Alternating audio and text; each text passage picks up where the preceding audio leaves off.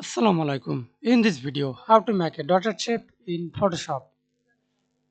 Let's begin. Create a new layer, then select pen tool or shape as your wish. I use first of all the shape tool. Right click on your mouse, click shape and use custom shape. Click the drop down for custom shapes and select any shape. First of all, edit without fill, color black, click dotted. Press enter.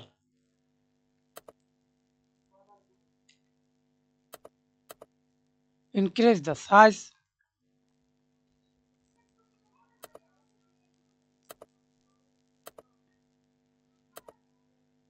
Okay.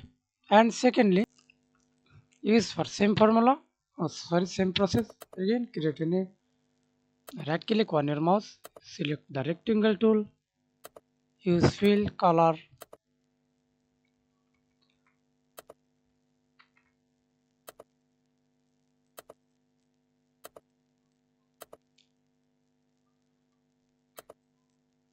click and drag it.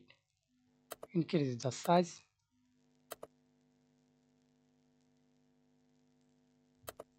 Okay. Thanks for watching video. Please subscribe to my channel, like, comment, share.